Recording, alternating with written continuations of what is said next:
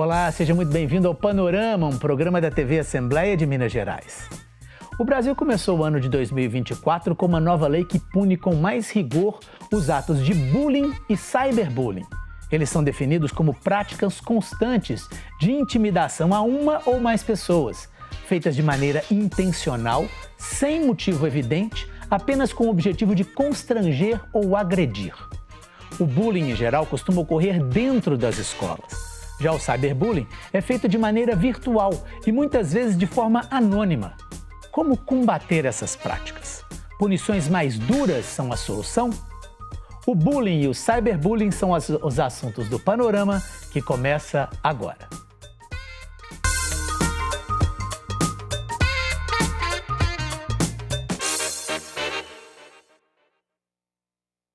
Para nos ajudar a refletir sobre esses assuntos, está aqui em nosso estúdio o professor Luciano Campos, do Departamento de Educação da Universidade Federal de Ouro Preto. Luciano, muitíssimo obrigado pela presença. Eu que agradeço, Fernando. Luciano, a partir dessa nova lei, quer dizer, com uma punição com mais rigor, você acredita que isso pode colaborar para que se diminua os casos de bullying e cyberbullying assim a curto ou médio prazo?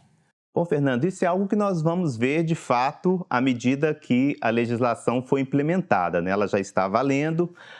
O fato é que isso constitui uma resposta da sociedade brasileira a esse problema tão sério que é o bullying. Então, eu considero que, independente da forma como isso vai repercutir na diminuição do problema, a resposta dada pelo povo brasileiro via legislação já é um elemento muito importante para nós enfrentarmos esse problema. Ou seja, de qualquer forma, você considera a lei como um avanço? Sim, eu considero a lei como um avanço. A gente tratava durante muito tempo essa questão do bullying, às vezes até a confundindo com uma brincadeira. Portanto, é necessário passar essa mensagem muito direta. Nós estamos lidando com um fenômeno que constitui um tipo de violência. E agora, então, além de a gente falar de medidas de combate, de prevenção, nós estamos tipificando isso como uma conduta criminal.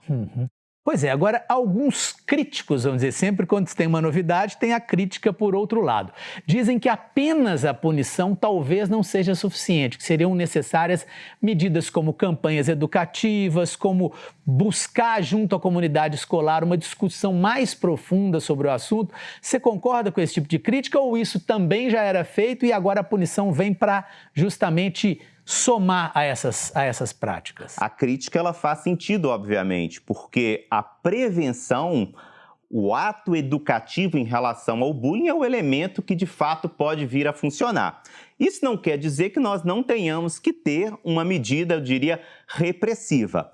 Essa coisa de separar se é repressivo, se é educativo, eu acho que não é uma boa saída. As duas coisas juntas, pensando como foco principal o trabalho das escolas, o trabalho do conjunto da sociedade na prevenção, na educação, sobretudo de crianças e adolescentes, mas também essa medida penal, ela de alguma forma sinaliza para criança, para adolescente, para adulto, que isso é algo grave, que não deve ser tolerado dentro do espaço da escola ou em outros espaços. Então, conjugar as duas coisas é o melhor. Ou seja, isso seria, vamos dizer assim, um alerta porque a gente fica pensando também, quando se pensa numa punição, inclusive do cyberbullying, que pode ser até a pena de prisão de 2 a 4 anos, segundo diz a lei, para um jovem de 16, 17 anos, a gente fica às vezes um pouco assustado, mas você acha que tem que se conjugar tudo justamente para poder acendeu a luzinha vermelha, vamos dizer assim? Isso. O grande debate, quando a lei foi aprovada, é porque, na verdade, a maior parte das pessoas que vão perpetrar esse tipo de crime são pessoas adolescentes ou crianças. Portanto, qual seria o limite?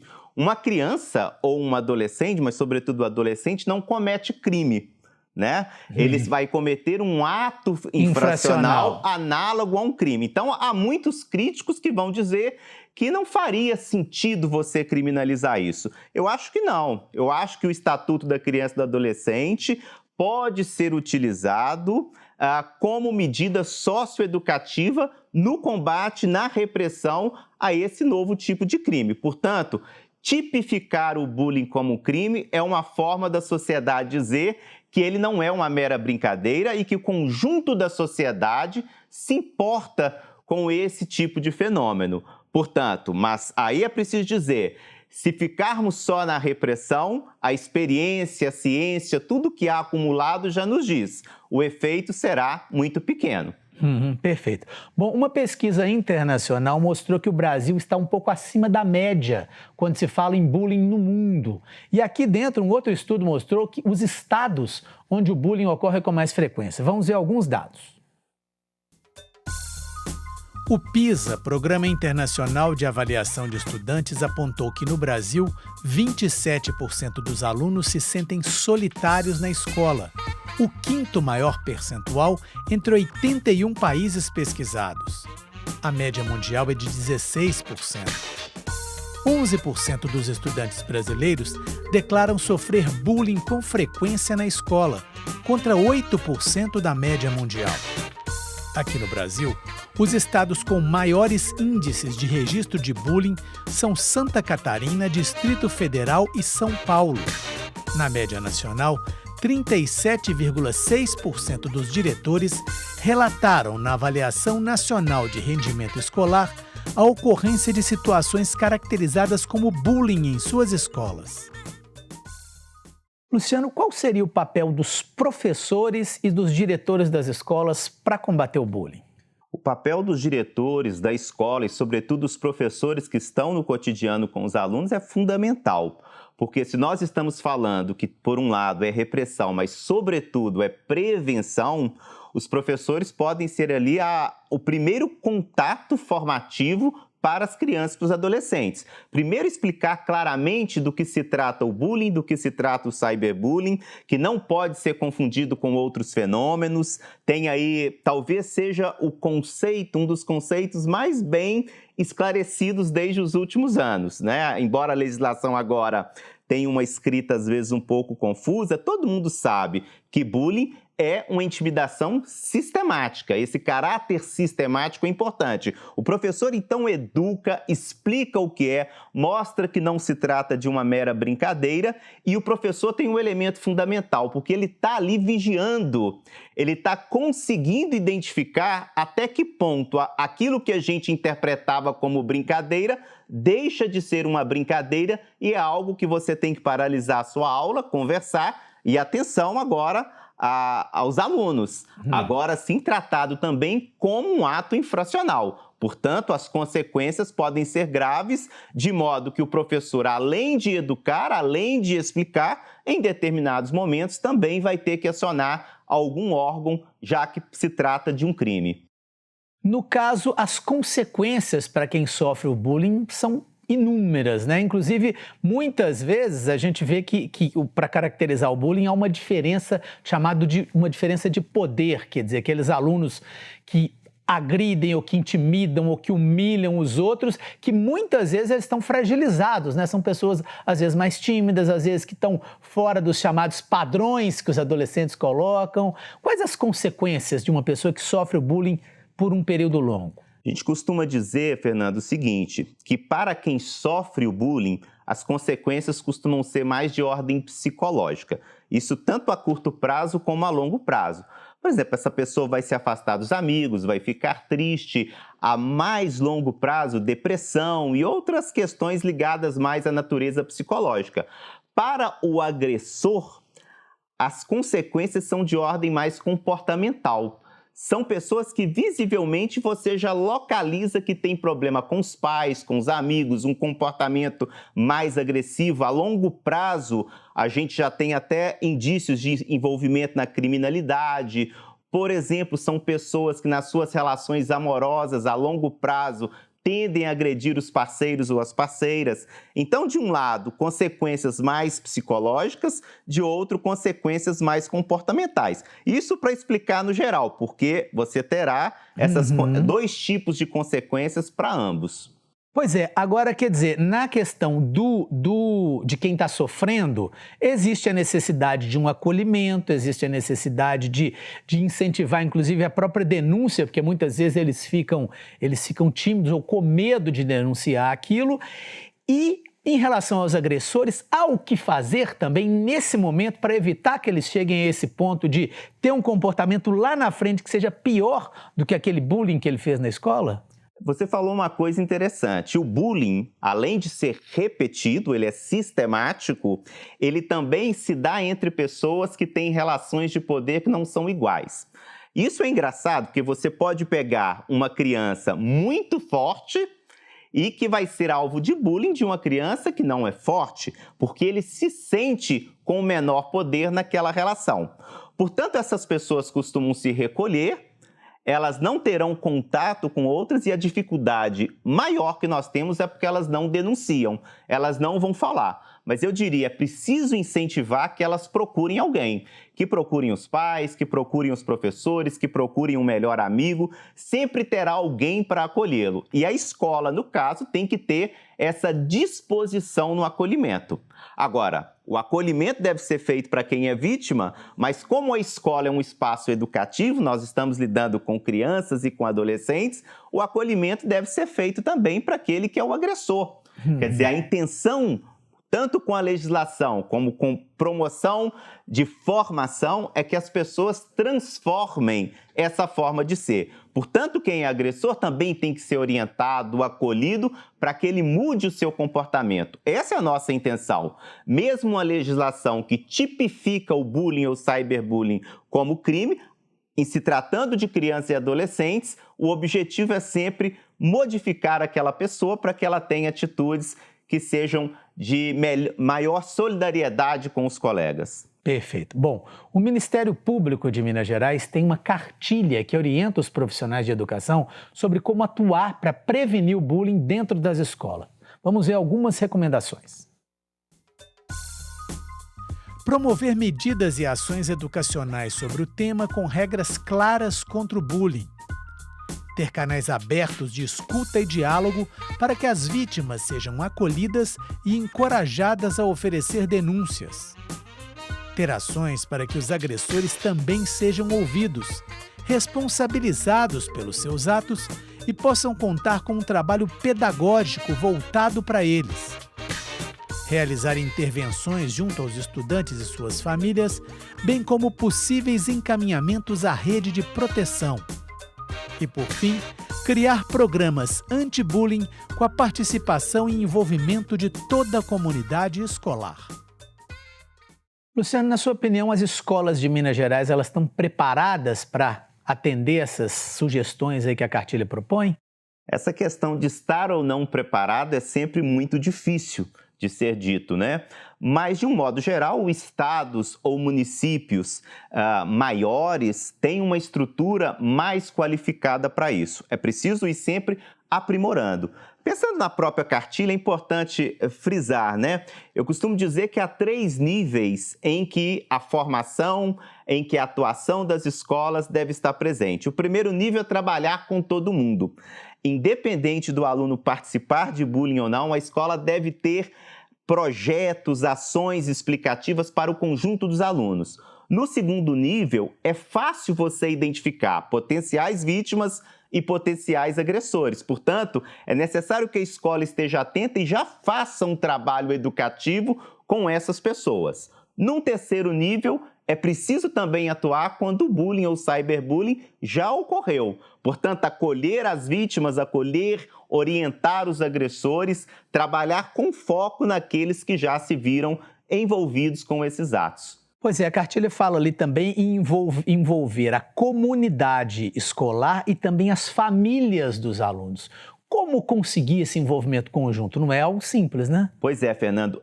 Na verdade, esse envolvimento da comunidade, envolvimento da família, ele é fundamental, primeiro, porque se trata de uma tarefa educativa e a educação é responsabilidade da sociedade em seu conjunto, mas, sobretudo, da família e da escola. Portanto, a gente deve trabalhar em parceria.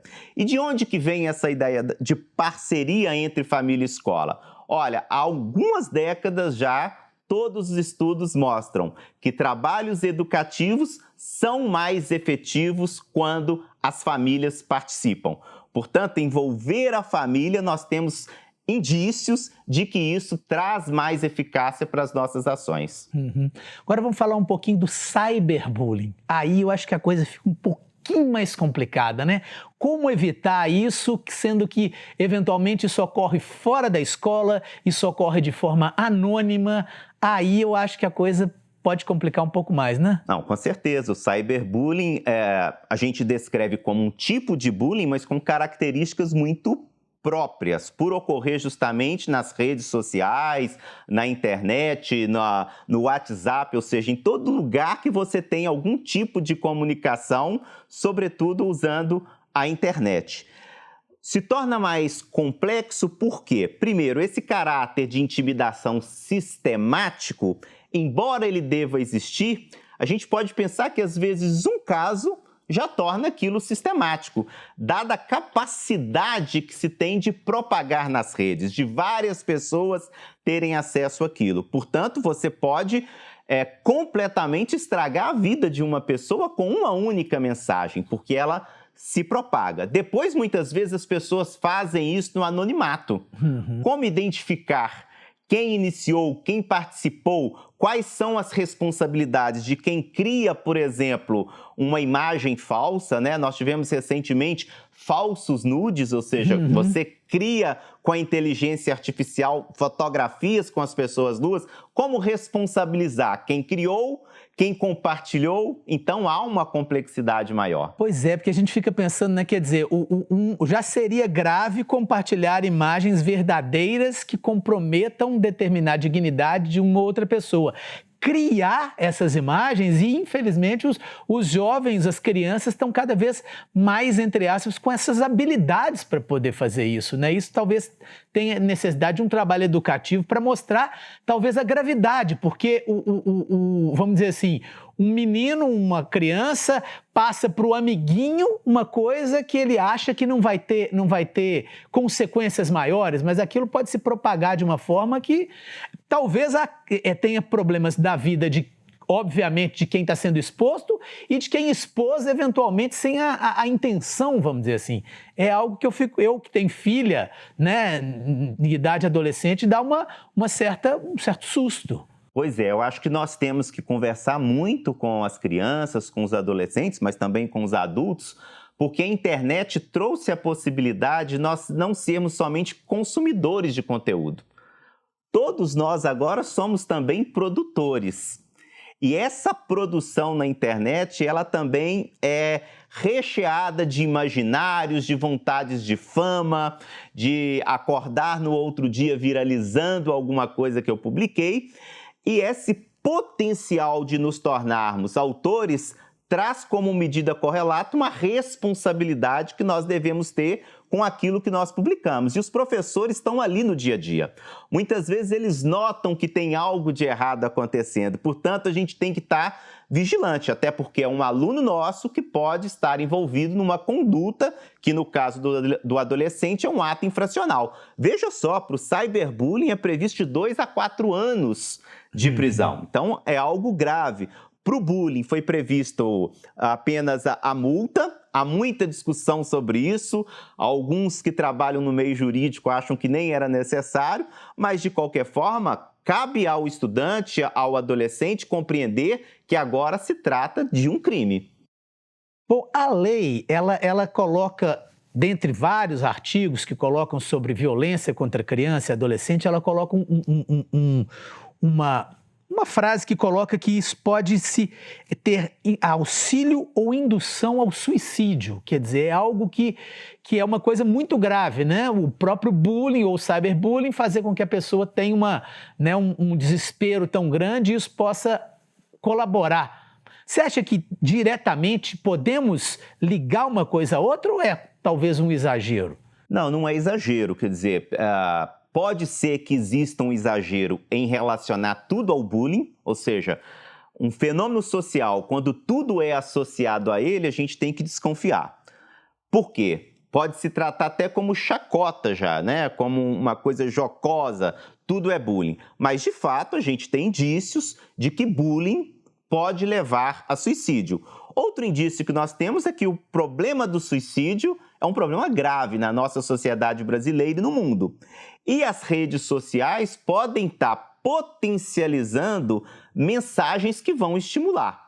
Portanto, o legislador acho que faz de forma correta. Nós temos que inibir redes, sites, grupos que, porventura, estejam estimulando, criando estímulos para que uma pessoa que já tenha ideação de suicídio possa chegar a vias de fato. Portanto, é importante mesmo se tomar muito cuidado, e o que eu digo, muita responsabilidade. Se a gente administra um site, se a gente administra um determinado grupo, nós podemos estar incorrendo em um crime muito grave, nós podemos estar estimulando e virmos a ser responsabilizados.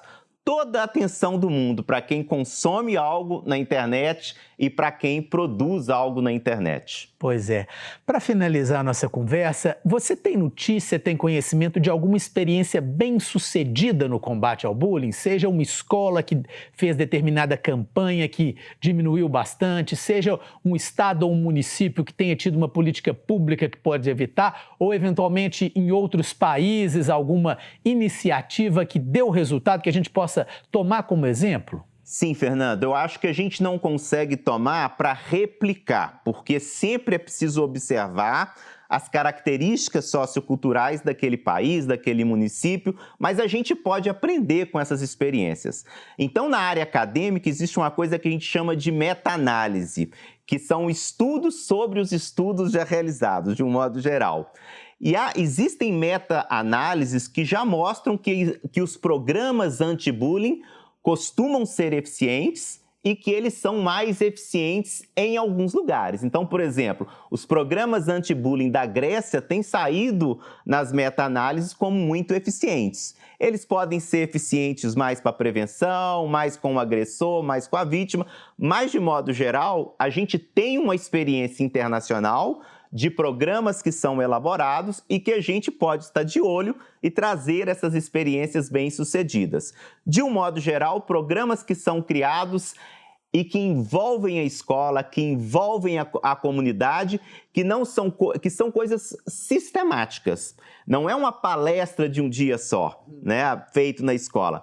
Programas que são sistemáticos, bem desenhados, envolvem a comunidade, envolvem a escola, geralmente tendem a surtir algum nível de efeito. Luciano, muitíssimo obrigado pela sua entrevista. Eu que agradeço.